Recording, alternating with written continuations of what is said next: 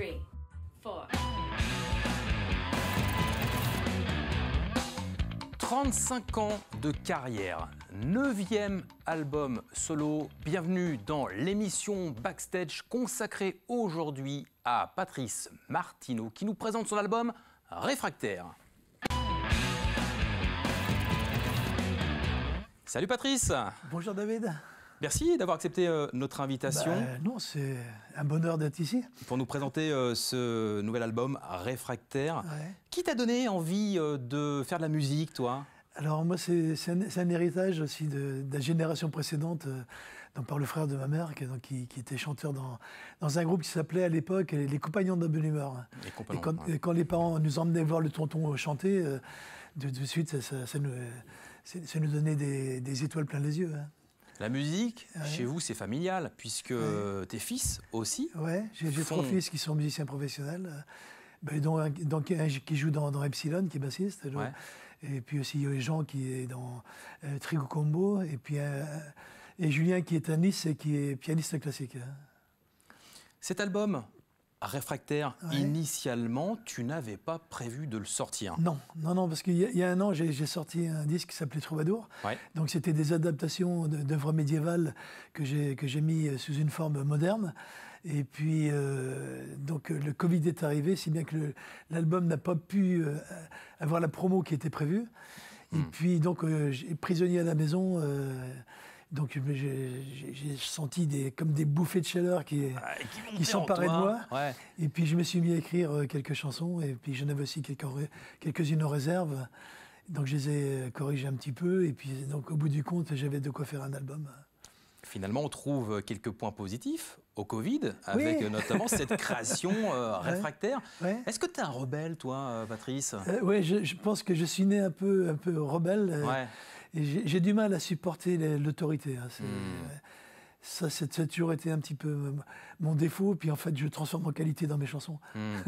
Et qu'est-ce qui t'a inspiré, finalement, pour cet album Réfractaire ? Alors, là, il y a des gens que j'aime et qui ont toujours été pour moi des étoiles. Bon, il y a le Dylan des années 70-80. Il y a Vysotsky, son pendant russe, qui pour moi, c'était un grand choc quand j'ai découvert Vladimir Vysotsky. Et puis aussi, des gens comme Brassens, comme Renaud, c'est évident que c'est des gens qui m'ont marqué. Bien sûr. Ouais. Et puis les sujets qui sont des sujets d'actualité qu'on retrouve dans cet album, et dans ta carrière aussi, tu t'inspires beaucoup aussi l'actualité. Oui, bien sûr, oui. De toute façon, tout est prétexte à écrire. Un auteur-compositeur fait miel de tout ce qu'il trouve sur son passage, de tout ce qu'il vit, de tout ce qu'il découvre. Et en fait, c'est ce que j'ai fait depuis le début. Donc, maintenant, je dois arriver peut-être à 500 chansons écrites. Donc c'est... 23e album. C'est le 23e album. 35 ans de carrière. Ouais. Comment t'expliques cette longévité ?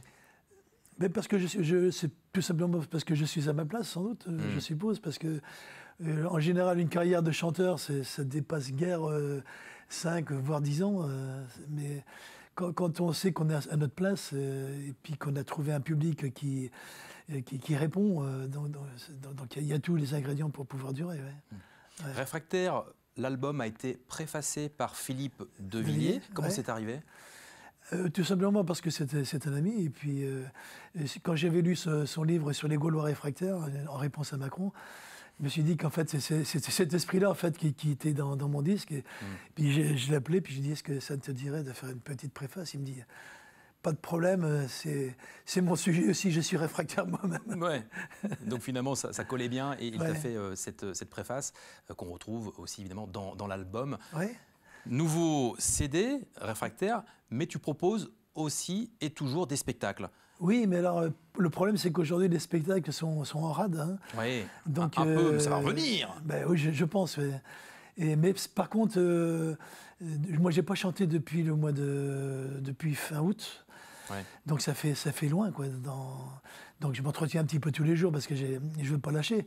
Ouais. Mais la peur s'empare un peu de moi, la peur de perdre mes marques sur une scène. J'ai hâte de retrouver la scène, effectivement, parce que j'ai envie de retrouver mes marques. Hein. Ouais, bien sûr. Donc il y a des choses dans l'air, mais Bon, par exemple, il y a un spectacle sur la francophonie qui devait avoir lieu au mois d'avril, qui avait déjà été repoussé 2 fois, et qui là vient d'être repoussé au mois de fin octobre. Hein. Fin octobre pour la francophonie. Ouais. Et puis tu proposes aussi des spectacles comme Troubadour, de l'étreinte à l'éternité. Oui, bien sûr. Chanter pour embellir le monde. Ouais, c'est ça. Quel beau message. Oui, bien sûr. Qu'est-ce qu'il y a dans ce spectacle? C'est un mélange de tout, de mes 3 derniers disques. Hein. Ouais. Où j'aborde à la fois la fuite du temps, avec un esprit réfractaire à cette fuite en avant qui en fait nous happe au lieu de nous donner du recul sur les choses. Et puis aussi l'éternité, parce que en fait, moi j'aime bien chanter, par exemple, les chansons d'amour. J'ai été séduit par les troubadours quand j'ai découvert Ventadour ou Rudel ou Guillaume de Poitiers. Ça m'a fasciné, quoi, d'avoir une telle puissance dans les mots d'amour qu'on n'a plus aujourd'hui. Hein. C'est très étonnant, quoi. Est-ce qu'il y a des artistes aujourd'hui là, de la jeune génération que tu suis? Alors, il y en a pour qui j'ai mal, quoi. C'est parce que il y en a que je trouve qu'ils ont vraiment ils sont vraiment à leur place en tant que chanteur, auteur, compositeur. Mais je vois qu'ils sont pas pétris de littérature comme nous on a eu la chance dans notre génération, parce qu'on a fréquenté tous les grands poètes, tous les grands auteurs. Et moi j'étais donc à Richelieu et les profs de français que j'ai eu, notamment Monsieur Boivineau. Il nous a fait aimer la littérature. Donc on a hérité de ces 1000 ans de littérature qui sont une véritable nourriture. Bien sûr. Et je vois que la nouvelle génération a été privée de ça à l'école, de ces 1000 ans de littérature. Et quand ils veulent écrire, il leur manque des mots, des expressions. Et j'ai mal pour eux, quoi, parce que je sens qu'ils ont envie de dire, et puis en fait, ils n'ont pas les outils suffisamment affinés pour pouvoir le faire. Oui, mais il y a le public qui comprend néanmoins leur œuvre et qui. Ah oui, ça n'empêche pas. Mais seulement, les choses sont beaucoup moins précises, beaucoup moins. Moins de vocabulaire. Moins d'expression, moins de jeu avec les mots, moins de. Alors que nous, on s'est mis tout de suite à l'école aussi de Brassens, de Nougaro, Vasca, Bertin. Mais tu n'en as aucun aujourd'hui qui fait la différence dans son écriture, dans sa manière aussi de composer, un peu à ta façon, parce qu'il est super bien écrit. Il y a des gens comme Calice, c'est quelqu'un que j'aime beaucoup. Bien par sûr, exemple. Je pense à lui, tu vois. Ouais, c'est quelqu'un que j'aime beaucoup, ça. Bon, il y en a d'autres aussi, mais ça me vient pas l'esprit. Parce que d'autant plus que j'en découvre pas mal aussi, parce que je fais des émissions de radio donc à Nantes. Hein. Fidélité, Fidélité, bien. Et RCF aussi, émission de radio, tu es aussi un homme de radio. Sur la chanson française. Hein. Donc immense carrière, chanteur, et puis à la radio aussi. Qu'est-ce que tu aimerais, Patrice, qu'on retienne de ton immense carrière? J'en sais rien. Outre tes textes qui sont bien écrits depuis tant d'années. En fait, c'est pas vraiment mes chansons que j'aimerais qu'il reste, c'est plutôt les adaptations que j'ai faites dans mon avant-dernier disque, donc dans Troubadour. Parce que là,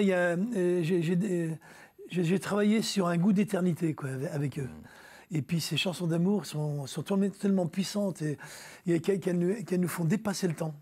Et je pense que s'il y avait quelque chose qui devait rester de moi, ça serait plutôt les troubadours. Hein. Les troubadours, c'est l'œuvre qui, pour toi, t'aimerais qu'on retienne celle-ci plus qu'une autre. Plus que les miennes. Plus que les tiennes, Par exemple, les chansons d'amour au loin, c'est quelque chose qui m'a fasciné, quoi. Pouvoir faire des déclarations à une femme qu'on n'a jamais vue et qu'on ne verra jamais, et puis d'être profondément amoureux, c'est quelque chose d'exceptionnel. Moi, je suis tombé amoureux de ton album. Franchement, c'est super bien écrit, comme celui-ci, mais d'autres aussi. Il y a une vraie patte, un vrai texte, avec des mots, du vocabulaire qu'on peut aussi après acquérir, forcément. Ça fait du bien d'entendre ce type de texte. Mais c'est aussi ma génération a hérité de tout ça. Tu le disais juste avant. C'est pour ça qu'avec Cabrel, je sais que quand j'ai envoyé le disque à Cabrel, il m'a envoyé un petit mot vraiment sympa pour me dire qu'il a trouvé l'album superbe. Bel exemple aussi, Cabrel. Oui, lui c'est aussi une belle écriture. Bon, tu l'as pas chanté depuis le mois d'août, tu nous l'as dit. Eh bien, écoute, je te propose de chanter sur le plateau de TV Vendée. Tu vas nous interpréter la chanson Le Corona, le Pangolin et les Confinés. Patrice Martineau, c'est à toi.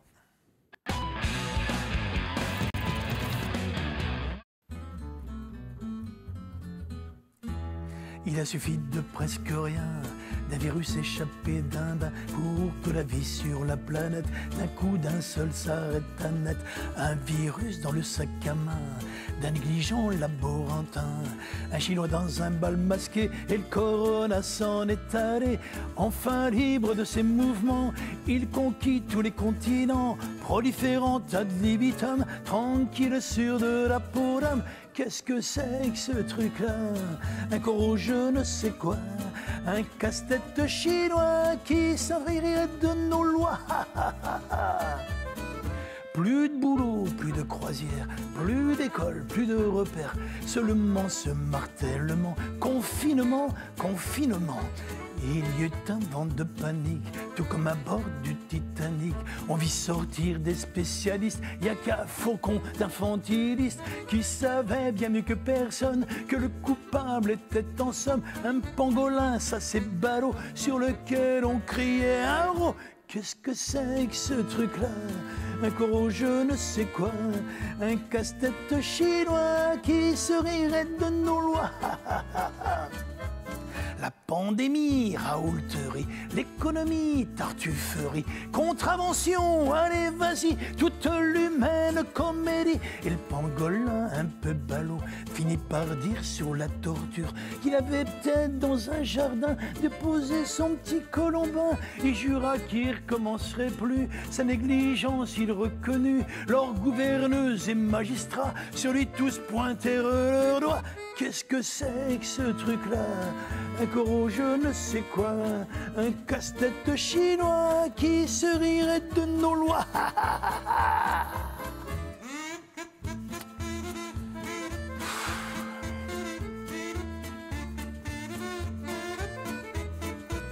Dans une charrette vers l'échafaud, on conduisit notre bestiau qui périt sous le couperet au bal masqué des confinés. Et c'est ainsi, messieurs, mesdames, qu'un soir de lune on démasqua le plus monstrueux des kidams, que le diable nous refourgua. Qu'est-ce que c'est que ce truc-là? Un corps je ne sais quoi, un casse-tête chinois qui se rirait de nos lois. Qu'est-ce que c'est que ce truc-là? Un corps je ne sais quoi, un casse-tête chinois qui se rirait de nos lois. Merci Patrice. Et finalement la voix elle est toujours là. Ouais. C'est ça se perd pas. Un miracle permanent. Ton album Réfractaire, où peut-on le trouver? Alors, je sais qu'on peut le trouver à Siloé, à La Roche-sur-Yon, à la médiathèque à Saint-Laurent, à la maison de la presse aux Herbiers. Et puis par correspondance, il suffit de m'écrire. Je suis sur les pages blanches, donc il n'y a pas de problème. À l'ancienne. À l'ancienne. Et sur ton site internet, martinopatrice.wixsite.com. Voilà. Et là, on peut aussi le commander. Commander l'album Réfractaire, commander l'album de Patrice. Merci d'être venu pour l'émission Backstage qui touche à sa fin. Merci de nous avoir été fidèles pour cette émission. Les programmes de TV Vendée continuent. Quant à moi, nous nous retrouvons dans quelques semaines. En attendant, je vous embrasse. Prenez soin de vous et des autres. Ciao!